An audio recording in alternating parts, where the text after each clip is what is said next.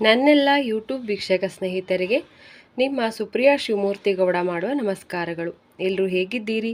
ಚೆನ್ನಾಗಿದ್ದೀರಾ ಅಂತ ಭಾವಿಸ್ತಾ ರಾಮಾಯಣದ 61ನೇ ಒಂದು ಭಾಗವನ್ನು ಪ್ರಾರಂಭಿಸೋದಕ್ಕೂ ಮುನ್ನ ಒಂದು ವಿಷಯ. ಈಗಾಗಲೇ ನಾನು ರಾಮಾಯಣದಲ್ಲಿ ಹಲವಾರು ಭಾಗಗಳಿದೆ. ಅದರಲ್ಲಿ ಬಾಲಕಾಂಡ, ಅಯೋಧ್ಯಾಕಾಂಡ, ಅರಣ್ಯಕಾಂಡವನ್ನು ನಾನು ತಿಳಿಸ್ಕೊಟ್ಟಿದ್ದೀನಿ. ಈಗ ಇವತ್ತಿನ ದಿನ ಪ್ರಾರಂಭಿಸ್ತಾ ಇರೋದು ಕಿಷ್ಕಿಂಧಾಕಾಂಡ ಅಂತ. ನನ್ನ ಪ್ರಿಯ ವೀರಾಂಜನೇಯ ಸ್ವಾಮಿ, ನನ್ನ ಶಕ್ತಿಯಾಗಿರುವ ವೀರಾಂಜನೇಯ ಸ್ವಾಮಿ ಈ ಕಾಂಡದಲ್ಲಿ ಶ್ರೀರಾಮರನ್ನು ಭೇಟಿಯಾಗುವ ಸುಸಂದರ್ಭ ಕ್ಷಣ ಈ ಒಂದು ಸಂಚಿಕೆಯೊಳಗಿದೆ. ಆ ಒಂದು ಸಂಚಿಕೆಯನ್ನು ನಾನೀಗ ಪ್ರಾರಂಭಿಸ್ತಾ ಇದ್ದೀನಿ. ರಾಮಾಯಣದ 61ನೇ ಭಾಗವನ್ನು ನಾನೀಗ ಪ್ರಾರಂಭಿಸ್ತಾ ಇದ್ದೀನಿ ಸ್ನೇಹಿತರೆ. ಕಿಷ್ಕಿಂಧಾಕಾಂಡ. ಪಂಪಾ ಸರೋವರದ ಸುತ್ತಲಿನ ಪ್ರದೇಶವನ್ನು ಆವರಿಸಿದ್ದ ವಸಂತ ಋತುವಿನ ಸೊಬಗು ಸೀತೆಯ ಜೊತೆಗಿನ ರಾಮನ ಪ್ರೇಮಮಯ ಲೀಲೆಗಳನ್ನು ನೆನಪಿಸಿ ಅವರ ದಿವ್ಯವಾದ ವೇದನೆಯನ್ನು ತೀವ್ರಗೊಳಿಸಿತು. ತಾನಿಲ್ಲದೆ ಸೀತೆಗೆ ಬದುಕುಳಿಯಲು ಸಾಧ್ಯವೇ ಎಂದು ನಿರಂತರವಾಗಿ ಯೋಚಿಸುತ್ತಾ ತೀವ್ರವಾದ ನೋವನ್ನನುಭವಿಸಿದ ರಾಮರು, ಓ ಲಕ್ಷ್ಮಣನೇ, ಇದು ಚೈತ್ರ ಮಾಸವಾಗಿರುವುದರಿಂದ ಆಳವಾಗಿರುವ ಈ ನೀಲಿ ವರ್ಣದ ಸರೋವರವು ಬಹಳ ಸುಂದರವಾಗಿ ಕಾಣಿಸುತ್ತಿದೆ. ಇದು ವಸಂತ ಋತುವಾಗಿರುವುದರಿಂದ ಮರಗಳೆಲ್ಲವೂ ಅರಳಿರುವ ಹೂಗಳಿಂದ ಕಂಗೊಳಿಸುತ್ತಿದ್ದರೆ ಮಳೆಗರೆಯುತ್ತಿರುವ ಆ ಹೂಗಳ ದಳಗಳು ಕಾಡಿನ ಸುಂದರವಾದ ಹಸಿರು ನೆಲವನ್ನು ಅಲಂಕರಿಸಿವೆ. ಆದರೆ ಸೀತೆಯು ಇಲ್ಲದ ಜೀವನವು ಅರ್ಥಹೀನವೆನಿಸುತ್ತಿದೆ. ಅವಳು ನನ್ನೊಡನೆ ಇದ್ದಾಗ ನನಗೆ ಆನಂದವನ್ನು ನೀಡುತ್ತಿದ್ದ ಎಲ್ಲವೂ ನನಗೀಗ ನೋವುಂಟು ಮಾಡುತ್ತಿವೆ.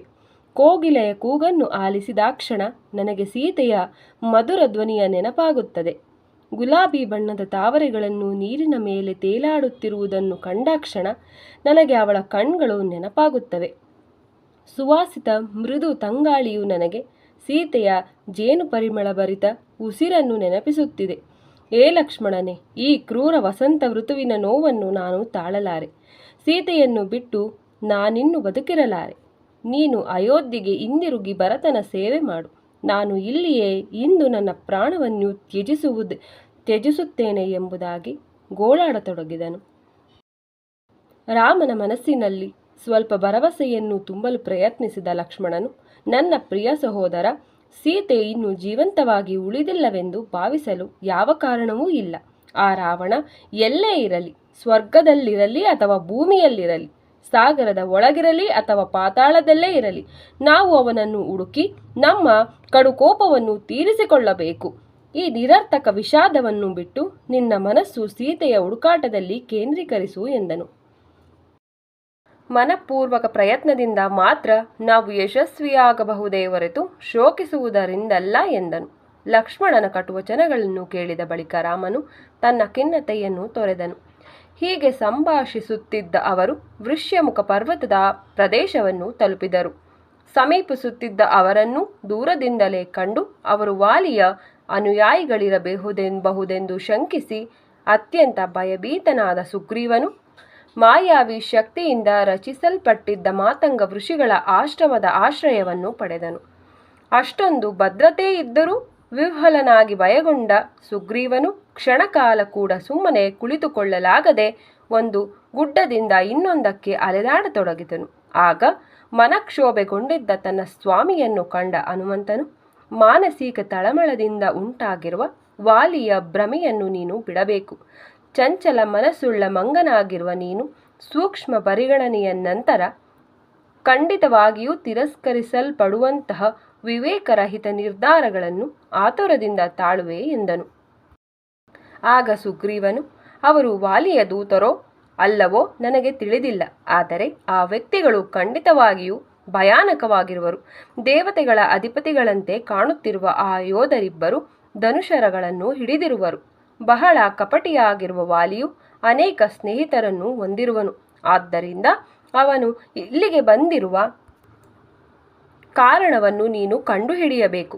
ಅವರ ಮಾತುಗಳನ್ನು ಮತ್ತು ಅವರ ಮುಖಭಾವಗಳನ್ನು ಅರಿತುಕೊಂಡು ನೀನು ಅವರನ್ನು ಜಾಗರೂಕತೆಯಿಂದ ವೀಕ್ಷಿಸಬೇಕು.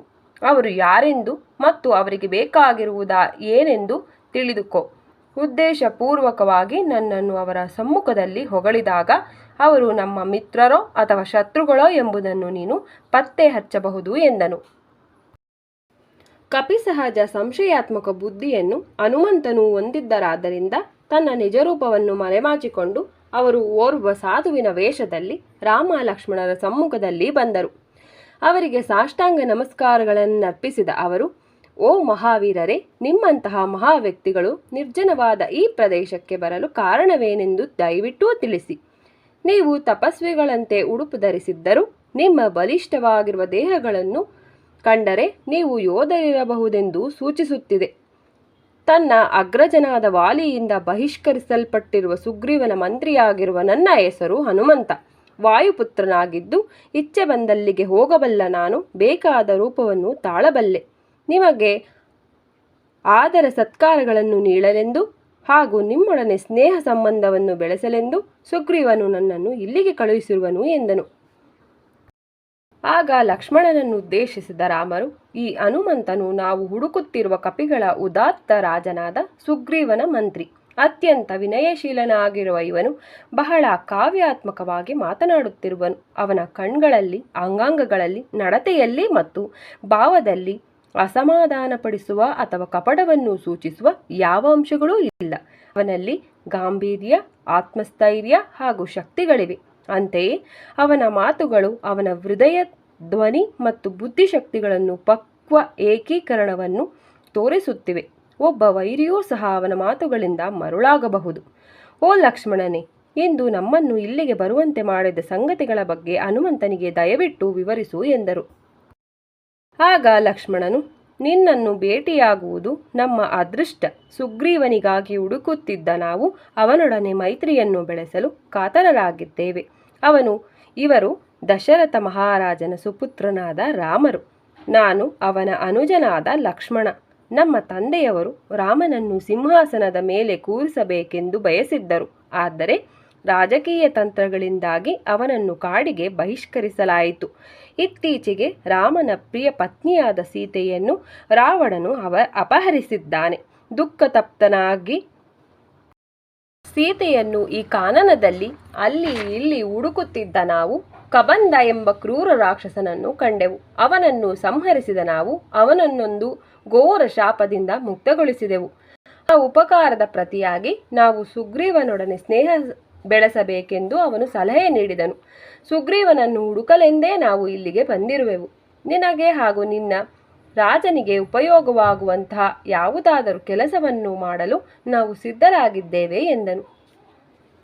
ತಮ್ಮ ದುರಾದೃಷ್ಟತೆಯ ಬಗ್ಗೆ ಹನುಮಂತನಿಗೆ ವಿವರಿಸಲಾರಂಭಿಸಿದ ಲಕ್ಷ್ಮಣನ ಧ್ವನಿ ಹಾಗೂ ಅವನ ಅಶ್ರುಭರಿತ ಕಣ್ಗಳು ಅವನ ಅಂತರಾಳದ ದುಗುಡವನ್ನು ತೋರಿಸಿದವು. ಇದನ್ನು ನೋಡಿದ ಹನುಮಂತರು, ನಿಮ್ಮ ಹಾಗೆಯೇ ಸುಗ್ರೀವನು ಕೂಡ ತನ್ನ ರಾಜ್ಯ ಹಾಗೂ ಪತ್ನಿಯ ಅಗಲಿಕೆಯನ್ನು ಅನುಭವಿಸುತ್ತಿದ್ದಾನೆ. ಅವನು ಮತ್ತು ಅವನ ಅನುಯಾಯಿಗಳು ನಿಮಗೆ ಸಹಾಯ ಮಾಡುವರೆಂಬ ನಂಬಿಕೆ ನನಗಿದೆ. ನನ್ನೊಡನೆ ದಯವಿಟ್ಟು ಬಂದು ಸುಗ್ರೀವನನ್ನು ಭೇಟಿ ಮಾಡಿ ನೀವು ಇಲ್ಲಿಗೆ ಬಂದಿರುವ ಕಾರಣವನ್ನು ತಿಳಿಸಲು ಅವನು ಅತ್ಯಂತ ಕಾತರನಾಗಿರುವನು ಎಂದನು. ಇದನ್ನು ಕೇಳಿದ ಹನುಮಂತನು ಬೃಹದಾಕಾರದ ಕೋತಿಯ ತನ್ನ ನಿಜರೂಪವನ್ನು ತಳೆದನು ಮತ್ತು ರಾಮ ಲಕ್ಷ್ಮಣರನ್ನು ತನ್ನ ಭುಜಗಳ ಮೇಲೆ ಹೊತ್ತುಕೊಂಡು ವೃಷ್ಯಮುಖ ಪರ್ವತಕ್ಕೆ ಹೊರಟನು. ಸ್ನೇಹಿತರೆ, ನೋಡಿದ್ರಲ್ಲ, ರಾಮ ಲಕ್ಷ್ಮಣರು ವೀರಾಂಜನೇಯ ಸ್ವಾಮಿಯ ಭೇಟಿಯಾದಂಥ ಒಂದು ಸುಸಂದರ್ಭ ಹೇಗಿತ್ತು ಅಂತ. ಇಲ್ಲಿಗೆ ರಾಮಾಯಣದ 61ನೇ ಸಂಚಿಕೆಯನ್ನು ಮುಕ್ತಾಯಗೊಳಿಸ್ತಿದ್ದೀನಿ. ಮುಂದಿನ ಸಂಚಿಕೆಯಲ್ಲಿ ಭೇಟಿಯಾಗೋಣ. ನಿಮಗೆಲ್ಲರಿಗೂ ನನ್ನ ನಮಸ್ಕಾರಗಳು.